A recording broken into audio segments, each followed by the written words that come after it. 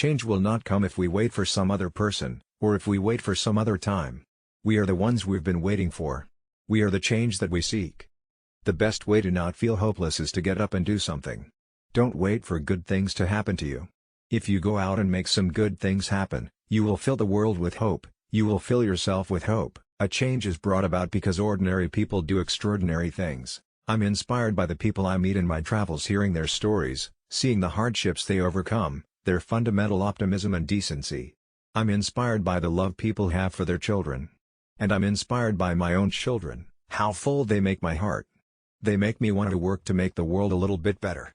And they make me want to be a better man. If there's a child on the south side of Chicago who can't read, that matters to me, even if it's not my child. If there's a senior citizen somewhere who can't pay for their prescription, who has to choose between medicine and the rent, that makes my life poorer, even if it's not my grandparent. If there's an Arab American or Mexican American family being rounded up by John Ashcroft without benefit of an attorney or due process, I know that that threatens my civil liberties. And I don't have to be a woman to be concerned that the Supreme Court is trying to take away a woman's right, because I know that my rights are next. It is that fundamental belief, I am my brother's keeper, I am my sister's keeper, that makes this country work. If you're walking down the right path and you're willing to keep walking, eventually you'll make progress. There's not a liberal America and a conservative America, there's the United States of America. We don't ask you to believe in our ability to bring change, rather, we ask you to believe in yours. One voice can change a room, and if one voice can change a room, then it can change a city, and if it can change a city, it can change a state, and if it changes a state, it can change a nation, and if it can change a nation, it can change the world.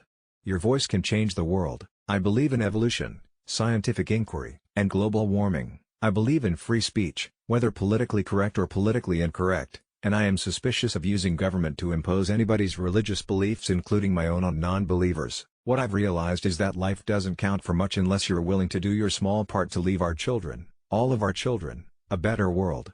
Any fool can have a child. That doesn't make you a father. It's the courage to raise a child that makes you a father. Focusing your life solely on making a buck shows a poverty of ambition. It asks too little of yourself. And it will leave you unfulfilled. No, you can't deny women their basic rights and pretend it's about your religious freedom. If you don't like birth control, don't use it. Religious freedom doesn't mean you can force others to live by your own beliefs. It's important to make sure that we're talking with each other in a way that heals, not in a way that wounds. Making your mark on the world is hard. If it were easy, everybody would do it. But it's not. It takes patience, it takes commitment, and it comes with plenty of failure along the way. The real test is not whether you avoid this failure, because you won't.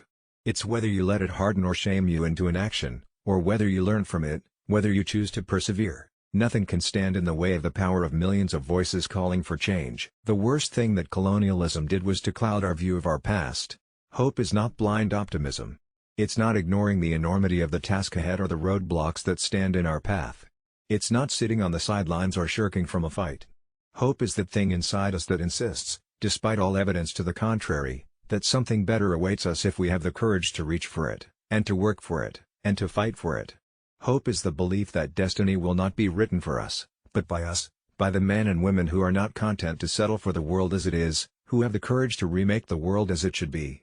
I have always believed that hope is that stubborn thing inside us that insists, despite all the evidence to the contrary, that something better awaits us so long as we have the courage to keep reaching, to keep working, to keep fighting. The study of law can be disappointing at times, a matter of applying narrow rules and arcane procedure to an uncooperative reality. A sort of glorified accounting that serves to regulate the affairs of those who have power and that all too often seeks to explain, to those who do not, the ultimate wisdom and justness of their condition. But that's not all the law is. The law is also memory. The law also records a long-running conversation, a nation arguing with its conscience.